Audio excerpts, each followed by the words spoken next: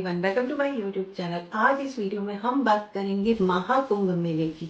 महाकुंभ मेला जो कि 2025 में प्रयागराज में लगा हुआ है, हम उसकी बात करेंगे कि यह 2025 में ही क्यों लगा है। क्योंकि ऐसी मान्यता है कि हर 144 साल के बाद महाकुंभ मेले का आयोजन किया जाता है। तो पिछला महाकुंभ मेला लगा था 1881 में और 144 साल बाद 2025 में यह मेले का आयोजन किया गया है। हम बड़े ही खुश नसीब हैं कि जो हम इस महाकुंभ मेले को देख रहे हैं, और आप में से कई लोग ऐसे होंगे जो कि इस महाकुंभ स्नान का फायदा भी उठा रहे होंगे और अपने जीवन को सार्थक बना रहे होंगे। तो महाकुंभ महाकुंभ आखिर है क्या?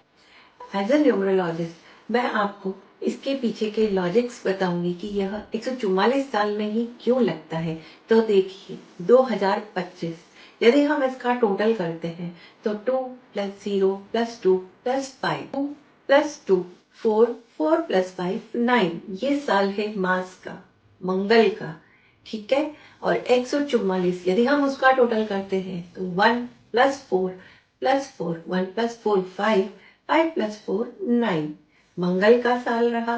उसके बाद देखिए कि जब भी यह पूरा चक्र चलता है और मंगल के साल पर आता है, और वो भी अपने 12 वर्षों को पूरा करने के बाद, तब यह महाकुंभ का आयोजन किया जाता है। ये 12 वर्ष कैसे गिने जाते हैं? ये 12 वर्ष 1 से लेकर 12 नहीं होते हैं। ऐसी मान्यता है कि महाकुंभ के मेले का आयोजन इसलिए किया जाता है कि इसके पीछे एक पौराणिक कथा है। पौराणिक कथा के अनुसार यदि हम देखें तो जब समुद्र मंथन में अमृत कलश के लिए समुद्र मंथन को किया गया था, तो उसमें देवता और असुरों के बीच जो युद्ध चला था, जब अमृत कलश के लिए, तो जब वह लेकर जा रहे थे भगवान विष्णु, तो उसकी 4 बूंदें कुंभ में से यानी कि कलश में से 4 पवित्र जगहों पर गिरी थी। और वो 4 पवित्र जगहें हैं प्रयागराज, हरिद्वार, उज्जैन और नासिक। इसीलिए कुंभ मेले का आयोजन इन चारों जगहों पर किया जाता है। वहीं हम आपको बता दें कि एक पूर्ण कुंभ मेला होता है, एक अर्ध कुंभ मेला होता है, एक कुंभ मेला होता है और एक महाकुंभ मेला है। जहां आज हम देख रहे हैं 2025 में, वह है महाकुंभ मेला। जो पूर्ण कुंभ मेला होता है वह हर 12 साल में इन चारों जगहों पर लगता है। वहीं अर्ध कुंभ मेला जो है वह हर 6 वर्षों में प्रयागराज और हरिद्वार में लगता है। वहीं कुंभ मेला जो है वह 3-3 वर्षों के अंतराल से इन चारों जगहों पर लगता है। लेकिन जो महाकुंभ मेला है वह प्रयागराज में 144 साल बाद लगता है। अब हम जानते हैं कि इसके पीछे की मान्यता क्या है। इसके पीछे की मान्यता यह है कि जब समुद्र मंथन के दौरान असुरों और देवताओं के बीच जो युद्ध चला था अमृत कलश के लिए, तो वह 12 दिनों तक चला था। और देवताओं के 12 दिन और मनुष्यों के 12 साल के बराबर थे। इसलिए जब यह 11 महाकुंभ हो चुके होते हैं अलग अलग जगहों पर, कुंभ, पूर्ण कुंभ और अर्ध कुंभ के रूप में, तब एक महाकुंभ का आयोजन किया जाता है। यानी कि 12 को हम जब 12 से मल्टीप्लाई करते हैं तो 12 × 12 144 होता है। तो 144 साल बाद यह महाकुंभ मेले का आयोजन होता है। इसके पीछे न्यूमरोलॉजिकली यही थॉट्स है। और यदि आप चाहें तो इसको इस तरीके से भी ले सकते हैं कि न्यूमरोलॉजी में पर्सनल ईयर्स होते हैं 1 से लेकर 9 तक, क्योंकि न्यूमरोलॉजी में हम नंबर्स को काउंट करते हैं 1 से लेकर 9 तक।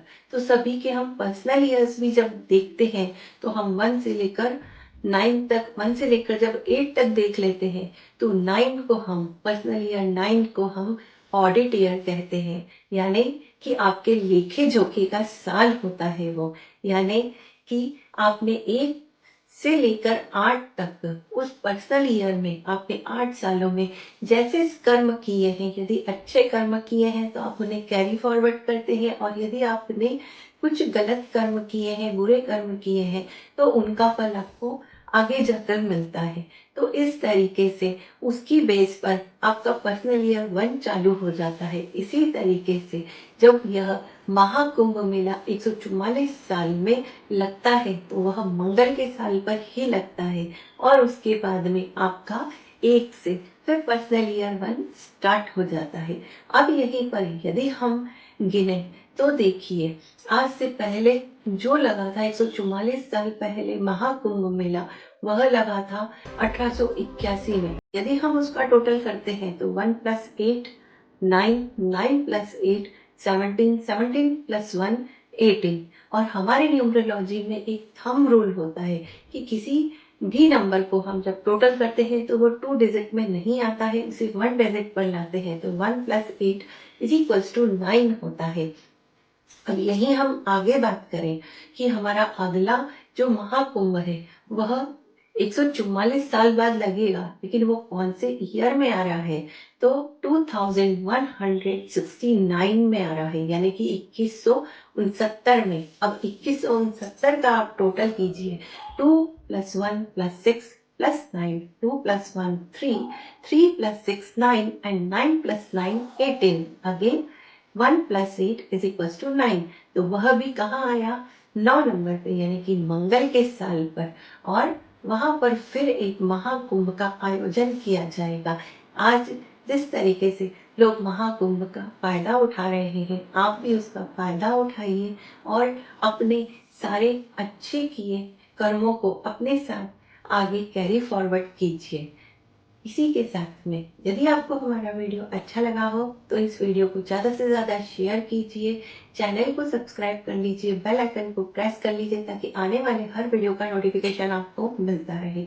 आपके एक लाइक और एक शेयर से हमें मोटिवेशन मिलता है ताकि हम अच्छे अच्छे वीडियोस को आपके सामने लाते रहें और अच्छी अच्छी जानकारियों को आपसे शेयर करते रहें। धन्यवाद।